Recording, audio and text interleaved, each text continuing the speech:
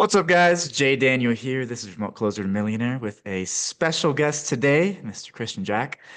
So, Christian, I actually met him selling for John Maxwell at a live event company, and he has a very interesting story. I don't know all of it, so I'm actually very curious to like kind of explore it and then go into some of the technicals and some of his specialties, right? And ultimately some of the most important things for people when they're looking to make that transition and grow in the industry as opposed to staying stuck, like I would argue the majority of people do. So yeah, dude, it's good to have you. Oh man, it's good to hear your voice again, JD. It's been too long.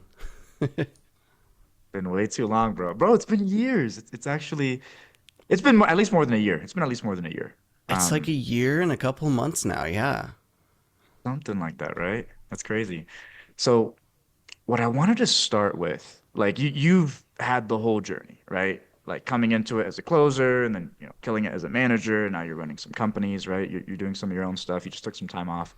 Um, what's kind of your story even before you got into the space? Like all the way up to like where you're at now. Man, story before I got into the space. Um, I think the easiest way to summarize it in a way that people would probably find useful uh, is I grew up a very disciplined kid, not by my own rights, but by my parents. So I was very fortunate to have parents that knew like the value of discipline and of consistency. And so I kid you not, when I was 3 years old, my parents said, you got to play piano until you're 18 and like practice every No day. way.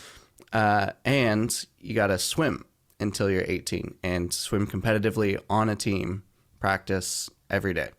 Um, and there were some other reasons behind that, but basically that's what they said. And so I grew up for the next 15 years practicing piano for 3 hours a day and in a swimming pool for anywhere from 4 to 7 hours a day. Um, and Crazy. so it, even like Christmas morning, I went to swim practice. Even Thanksgiving Day, went to swim practice. So like every day. Uh, so that definitely played a really big part in just learning what I think success takes in terms of things. So like swimming, I eventually got to the point where I went to the Olympic Training Center in Colorado Springs. I was 16, I think, when I went. It was around the time of Rio, and it was kind of the height, the peak of my swimming career. That was really really cool. I have phone numbers of people whose names you would recognize. Got to swim with them, got to meet them. Uh, Oddly enough, if you've never been to they call it the OTC, Olympic Training Center. They have squirrels outside. It's in Colorado Springs, gorgeous area. I went in the dead of the winter. It was like the week before Christmas, maybe the week after Christmas, somewhere in there. They have squirrels outside, and the squirrels are the biggest fucking squirrels you've ever seen in your life. I kid you not. They Oh man. look like the size of cats. No joke. I don't know what they feed those squirrels, but it must be the same food that they're feeding to the Olympians at the training center. It's great. They just like rummage through the scraps, but it's really cool. Anyway, swimming was that, and then piano, same sort of thing. Like I said, I practiced for about 3 hours a day ever since I was 3 years old, um, and got to the point where I was traveling the world for piano competitions. I played with symphony orchestras when I was in high school. Um, concert halls, the whole shebang. So it's pretty crazy. Um, but I think that was a really big key part of what led to success in high ticket as quickly as it did.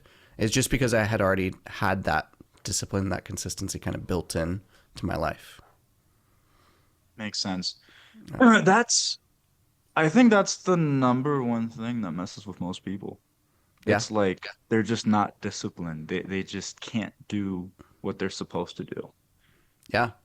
And I think the second one, which is interesting, is they lack critical thinking. And I think this Mm, is why like coaches are so good. But they'll get into a really bad role, like a startup or something, and they'll just work. like all day on the wrong stuff, Yeah, right? And so then you have the people who work really hard, but they're also very intentional with everything they do, even the people that they network with. for Um, sure. I'm curious what's been coming into the space, navigating the space. What's been kind of your thought process for growth, for making yourself grow? I think it's just focusing on the next thing and like what's the biggest needle mover in order to get there. Um, like the most people have heard of like the 80/20 principle. There's a whole book on it, so like you should read it. But essentially it's the idea that there's probably one or two things that you could do right now that would move the needle that you care about the most, um, to the highest degree. And if you got to take a step back and evaluate things. I personally like to do this on Sundays. So I try not to work very much on Sundays. Inevitably, I'll probably do a little bit, but try not to work on Sundays, and just take the day to kind of evaluate what went on in the past week and what I need to redo.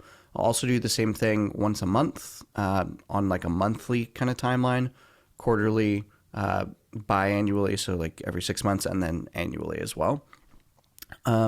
So I purposefully set aside time to kind of look at what I'm doing, what I want to be doing, what the gap is there, and how I can fill that. What would be like if I had to choose one or two things to do on a day to day basis? What would that be? So even like right now, I'm running the sales dojo, right? And we've got like, I don't know, 95, 96 people in there right now. And so for me, one of the biggest things that I can do in order to grow the business is just like put out more content on it, uh, and or the leads that I already have in the CRM, like just call them up. Like it's not something that will make me a ton of money per se, right? But it is something that's needed in order to grow the business. And so because that's the goal, like that's what I have set in front of me in terms of like doing that day to day. Or if you're in a closing role and you're not making the money that you want to make, like why aren't you making the money that you want to make? Is it input based? Is it skill based? Is it offer based? And then like if it's offer based as an example, what do you need to be doing in order to get onto a better offer, right? And just set out those one or two things every single day. If it's networking with business owners, if it's meeting people who are higher up in the space who can connect you to lots of different offers, like whatever it might be, maybe it's up leveling your networking skills to be able to connect with higher level people, whatever it might be. But it's just focusing on that 80/20 principle, I think is probably one of the biggest things that's helped me. Not to just like put my head down and grind into a brick wall, and get nowhere. Right. It's that moving scale, right? Because like once you have that high leverage opportunity, right? Now it's like a little bit less time networking, a little bit more time developing your skill and managing the offer, right? Yep. And then it's like, okay, cool. Now you're the manager. Like, how do you, right? Start to learn this skill set, put more time into the skill set.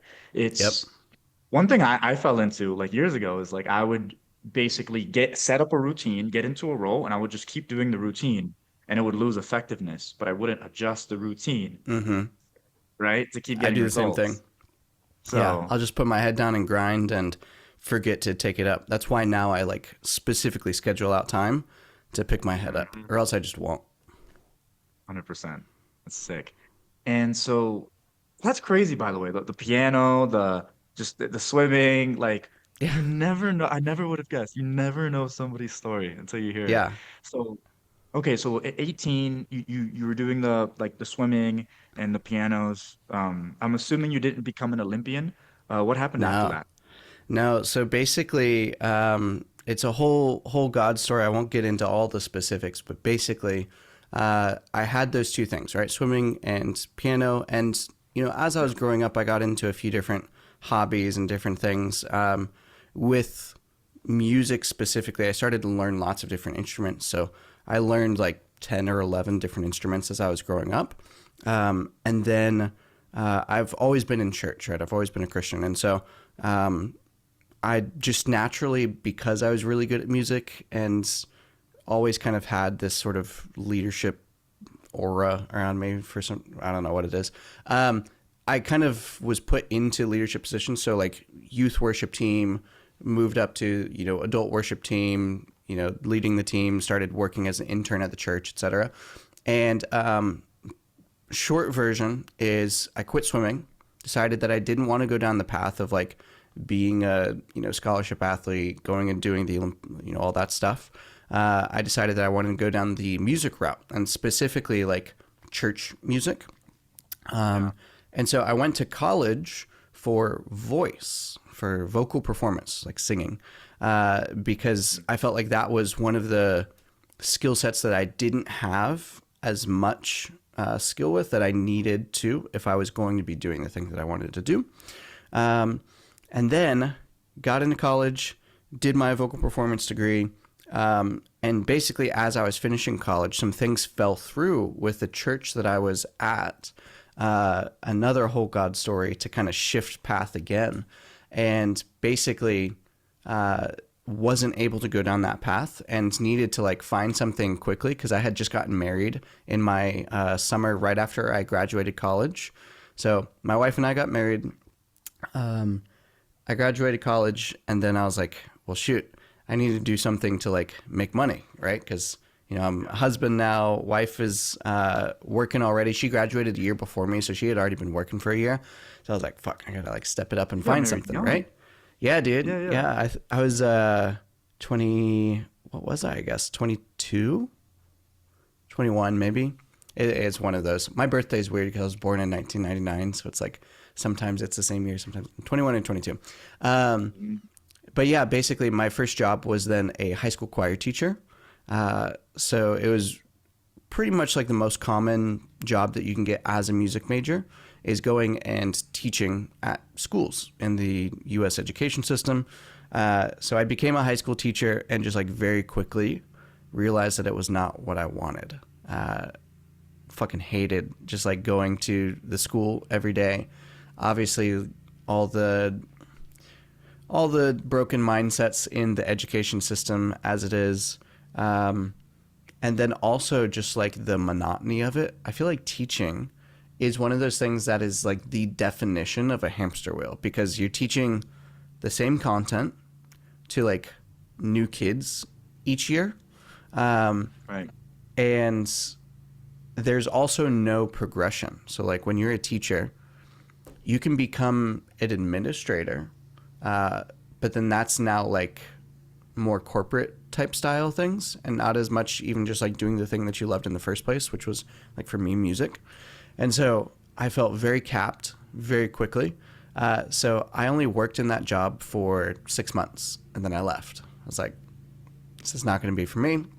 And that's when I kind of found the online remote sales community and just started headlong into it. I got my first job in high ticket sales and I viewed it as a job. I was like, I got a new job so I can quit my old job. So that's why I quit teaching. And little did I know that first job was a total shit show. I got thrown into the fire right away and I never even took a sales call on it. It was crazy. They like onboarded me, they hired me. I went through like 48 hours worth of videos and training to like prep to take my first call, etc. And then they just like ghosted me for a month. I was like, There's no way. That's fuck. the space though, bro. That's this. First People don't offer, I was realize. like, God damn. Oh my gosh. Yeah, that's my first offer. I literally, because I was in the marketing world, like, Yeah. marketing agency. I was in that world for like 4 years. And so my first offer I got on from somebody in that space, one of his students. He's like, "Oh, you're selling now. My student needs a closer." And his student is an employee at Go High Level. And so I'm like, "All right, cool. Let's go. Inbound calls. I'm ready. Oh They're gonna be no. hot and ready." And then he's like, here's the spreadsheet Yep. with the leads that I got by cold messaging people on LinkedIn from 6 months ago. Call them. And I was like, fuck yeah, I have a closing gig. So I was calling the leads and booking appointments, and it was Nice. loan officers and realtors. So Solid. yeah. That's fun. But it's you got to find the gems in this space, is what I've kind of realized. There's a lot of, Mm, especially now, like 4 years ago, it wasn't as bad. Now there's a lot of like I scams, a lot agree. of like, rough opportunities. Um, what's So how did you? Okay, so you found an opportunity that wasn't really an opportunity. What did you do next? So from there, basically, I had quit my job. So I kind of had a decision to make. I was like, do I find something else to do to make money, like right now, go work at Starbucks or something, or, go pick up some music lessons?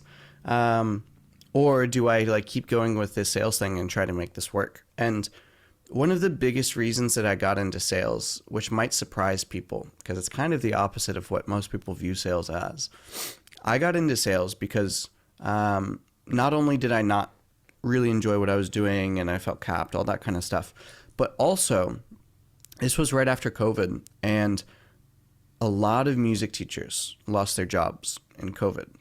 And my wife was a music teacher. I didn't want her to like not do what she wanted to do. She loves music. She loves teaching. So I like wanted her to do that. But then for me as like this newly married husband, I felt like I had the responsibility to uh, have some sort of like financial security for the family, right?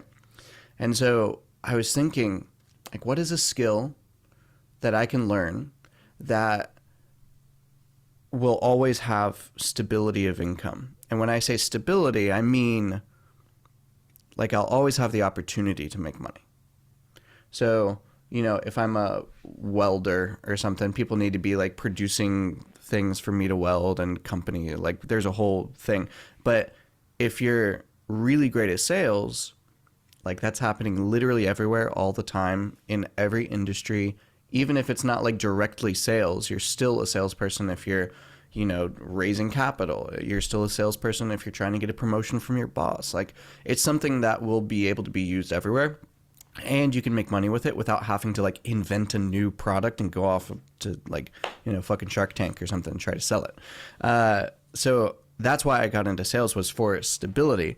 And so I just thought that was really interesting because my first offer was just shit, like no stability right out of the gate. I was like, fuck. So now I got to figure out how to get my next job. From there, I just started learning networking on my own. I was like, okay, well, how do I find other offers in the space? I took the guy that I was originally supposed to work for and like found case studies of his students and started reaching out to them. That was the first place that I went. And one of those students was Bastian Slot.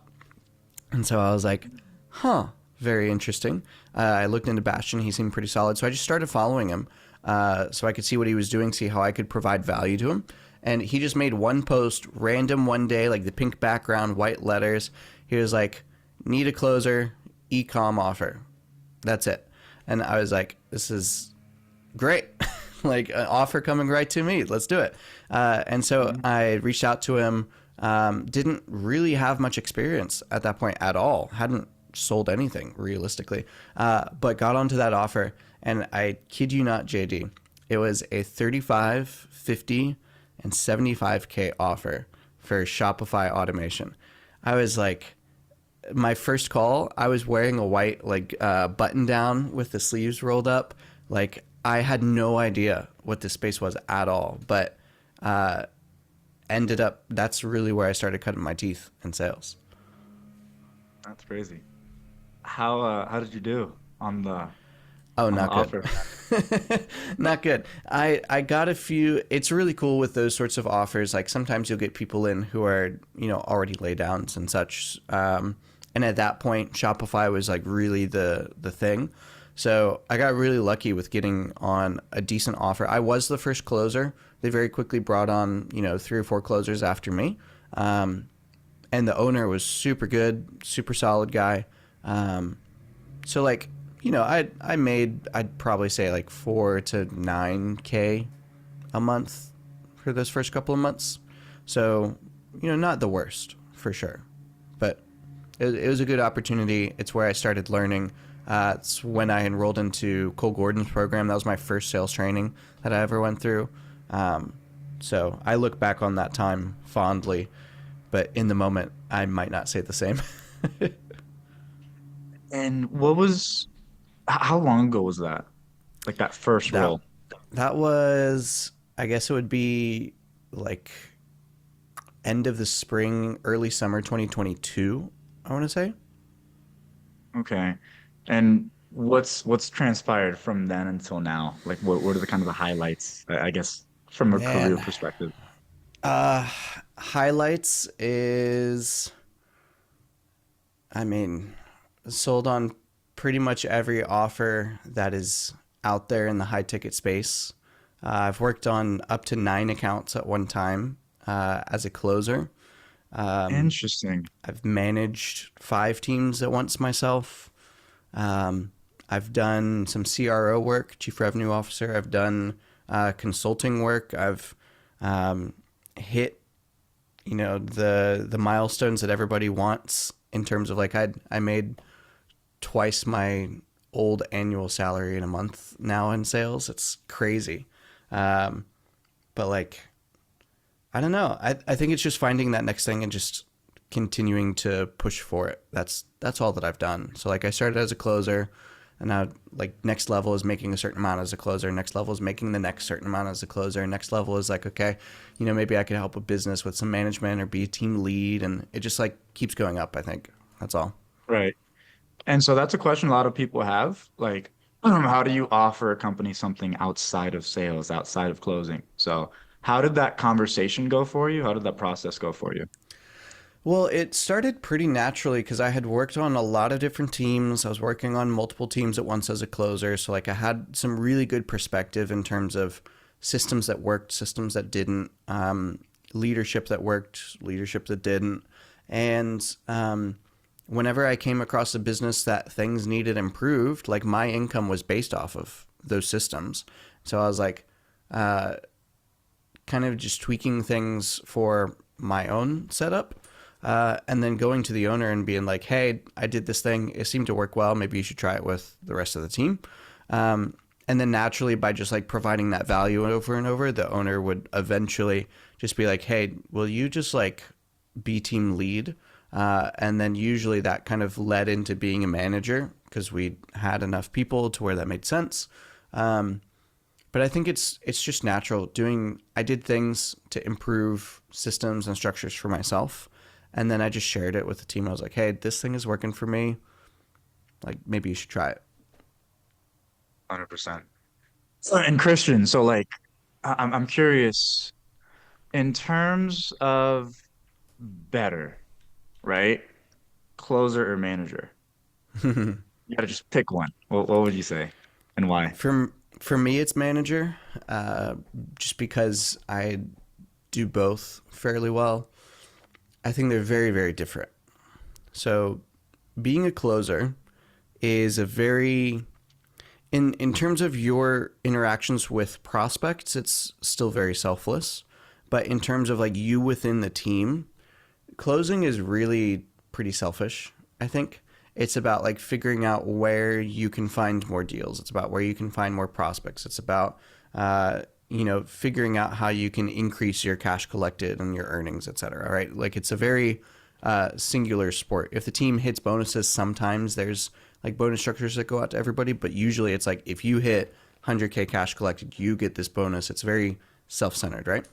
But then as a manager, it's completely the opposite. It's all about just saying, how can I help everybody else succeed, right? And just supporting people to the highest degree. So they're very different. For me personally, um, I like the autonomy of being a closer. No real responsibilities, just like show up and do your thing. And then being a manager, I like. There's a reason I got into teaching as well. It's because I like helping other people win. Like I naturally get a lot of fulfillment out of that. And I've always been in some sort of leadership position, so I'm just naturally very good at management.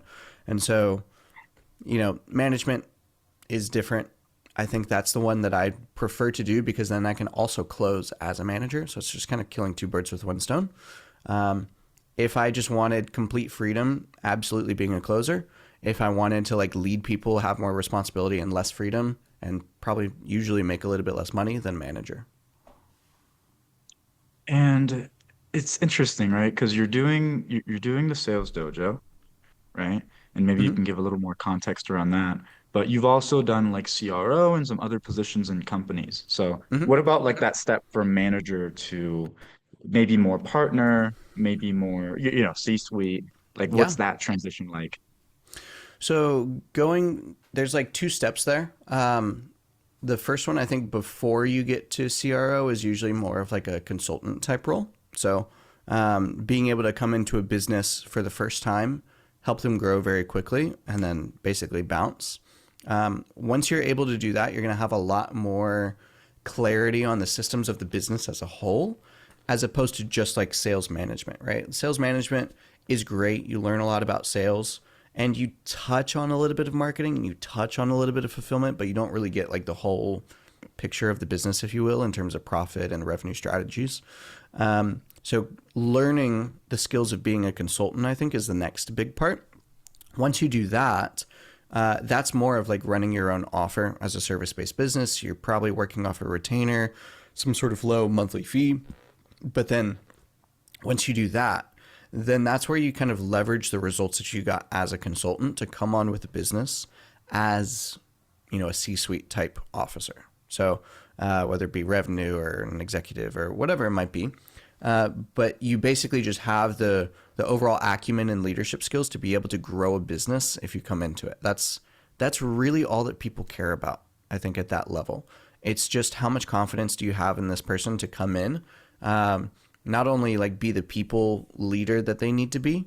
That's a really big part of that level of position, but then also, of course, like the results that you're able to drive within the business. So, you know, revenue officer is more about balancing product lines than I think mostly anything else, and then figuring out where the cash flow goes within the business in order to just allocate funds to the places where it needs to be allocated in order to grow it. Um, Most people kind of get that wrong, but I don't know if that makes sense. Makes total sense. And so this is something I've been seeing more and more of, right?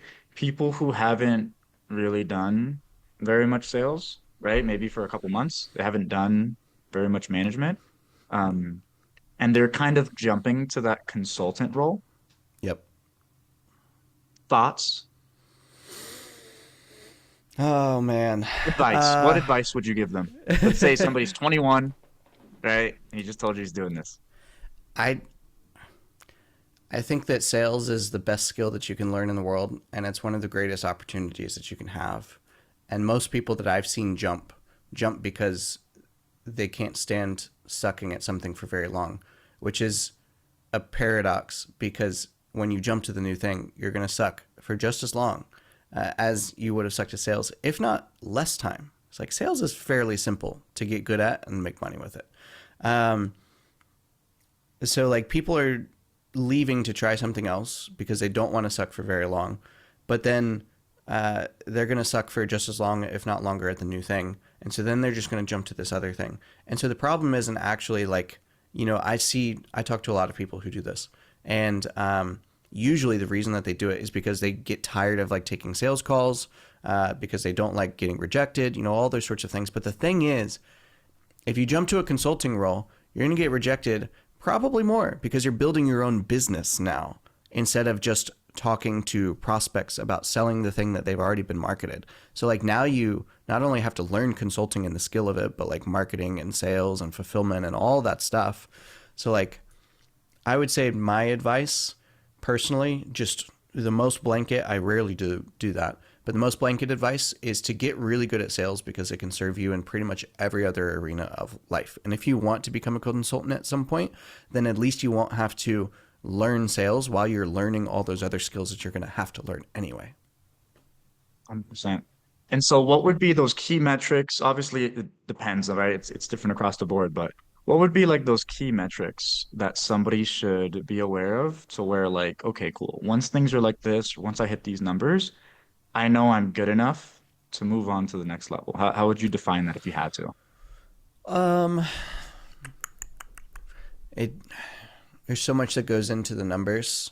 I think as long as you have context around how things work together, that's what matters the most. So like, you could say I could sit here and say like once you get above a 50% close rate, then like you know that you're good at sales. But in reality, that could just mean that you're only talking to the highest qualified prospects who are already just laid downs. So like I could sit and give numbers, but I don't think that it would really serve things. I think the more important question is like where you are at in terms of um, your your confidence in your skill sets. Because I think it's very hard to fake confidence, especially to yourself. You can kind of fake confidence to other people, but in terms of like your inner dialogue, it's very difficult to fake confidence to yourself. And so, really objectively sit down and observe the confidence levels you have in different skill sets, whether it be in sales, whether it be in leadership of human beings, whether it be in revenue strategies or whatever it might be, and figure out like where do you actually feel the most confident, where do you feel the least confident, and what do you need to do in order to increase that confidence level in what you're doing. So if you're a salesperson and you're being introspective, you're like, how confident am I in handling objections? How confident am I in setting my own appointments? How confident am I in getting into the emotions of the call? And the place where you feel the least confidence, like that's where you should probably work on the most, because working on it, getting better at it will give you that confidence and can kind of level out the playing field. And it's the same thing when you're trying to ascend in roles. If you are a salesperson trying to become a manager, but you don't feel very internally confident in terms of your ability to like have a firing conversation, as an example, then like that you need to work on that thing. And then once you gain the confidence, you'll notice that doors just kind of start to open up around you. And that's essentially, without getting too woo woo, it's the universe telling you that now you're ready. 100%. It's a really good point. And so let's talk about networking. So one thing is developing your skills and improving, right? Another thing is literally just getting into opportunities and building relationships. So for Mm-hmm. somebody that's brand new, what would you tell them about like networking, branding, finding opportunities? What's the best way to go about it whilst, still working on your skills? Best way to go about it is just to continuously do it. I would say just create a habit with it. It's not one of those things that you just do when you need it, because when you need it, it's too late, right? It's kind of like if you think about it like you're a farmer, right? You're farming opportunities by networking, and you have to plant the seeds early in the year in order to have the harvest later. And if you come to the harvest time and you realize that you don't have enough to sustain you through the winter, then like you can't just plant seeds then and expect them to immediately grow. It doesn't work that way. And so if you can just view things with networking and gaining more opportunities and meeting people that way, then you realize that like, really you should just be networking all of the time. So personally, what I do is I just set out different times in my day to network with people and to be active on social media, and just basically show face. And then anytime that I can go, because we do work remotely, anytime that I can go like in person and meet people in an environment where that makes sense, like SalesCon as an example, like I'm absolutely going to take that, because there's something about meeting people in person. It just massively deepens the relationship as opposed to just meeting them online, at least for me and for pretty much everybody that I've talked to. 100%. No, it's different in person because it's It it's is. uh it's a differentiating factor, right? Like one thing I tell people too is like just be different, Yep. right? Like there's the pile of people applying for the job and there's the pile of people that actually called the guy or sent him a voice note or something, right? Like Yeah. just be different. And it's 100%. gonna serve dividends. I love it. So dude, now you're doing, and I don't know everything about it. Now you're doing your own business. Now you're doing like the Hmm. sales dojo. What's that about, and what's the story that led you to start that? A couple of things. So the sales dojo, just basic high level overview is um, we're really doing everything sales. So on the B2C side of things, help sales professionals grow and get better at sales. And then on the B2B side of things, it's more of like serving businesses in terms of helping them build out their onboarding process, or if they need sales reps recruited for their business, we can send some people over for that. Or sometimes if they need like a manager placed, or things like that, they need a pitch built, that sort of thing. We help on the B2B side there. And then in terms of how it really came about was a couple of things. Number one, I always have enjoyed my own freedom. And so building a business that I want, that operates in the way that I want, is, in my opinion, probably one of the ultimate forms of freedom, right? And so that really plays into that. Number two is I do really enjoy just like giving back to people, and maybe not even like giving back, but just giving to people in general.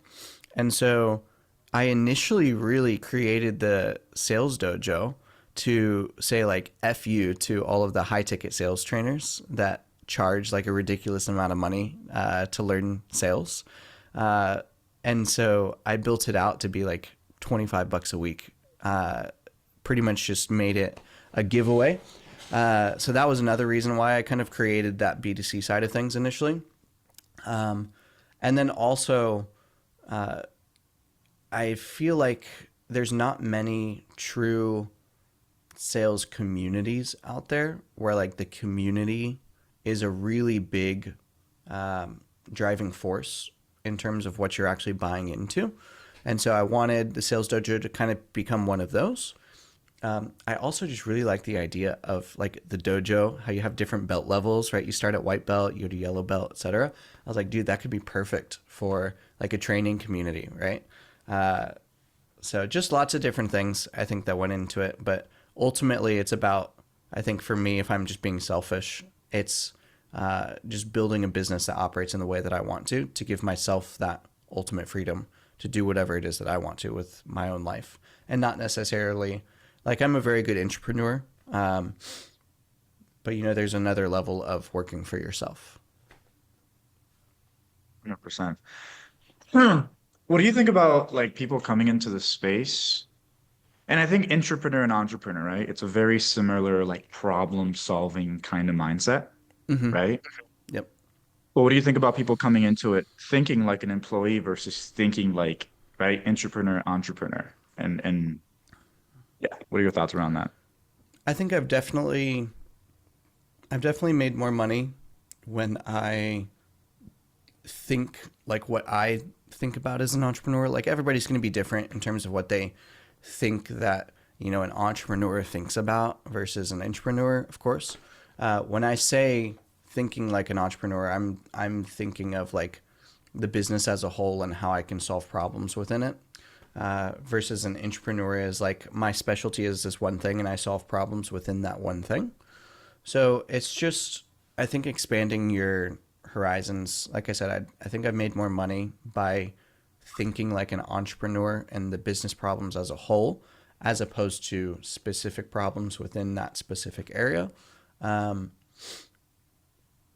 I think it will probably lead to a bit more open mindedness and potentially some more success as well if you're What's up? thinking as an entrepreneur, like more open minded. But I don't know that there's too much correlation between one or the other being more successful for everybody. For myself, there maybe is a little bit. 100%. Ah, so good. Anybody watching this, watch it back. Like follow Christian on his socials. Dude, okay, so the majority of people watching are probably setters, closers, or early stage managers, right? They're probably doing anywhere from 0 to 20K a month, right? A Hmm. lot of them are close to giving up. They're struggling, and they just want to get that breakthrough. Do you have any advice for the audience, for the people watching? I do. It's one of my favorite pieces of advice. Uh, is that if you're not where you want to be, that is exactly where you need to be. Because there's a couple of quotes that go with this. If I can extend this for just like 2 more minutes, JD. Yeah. First quote that I really love is by a guy named James Clear. He wrote Atomic Habits. And the quote is, "The brilliance of the stars would be invisible without the vast darkness of space behind them. Don't wish away the difficult portions of life because they provide the necessary contrast in order to enjoy the joyful ones." So, like, that's number one. If you're going through a time where you're not necessarily completely happy with what you're doing, or, it feels like you're going through a dark time, just know that those moments are required in life, and they make the good moments, the joyful ones, just that much better.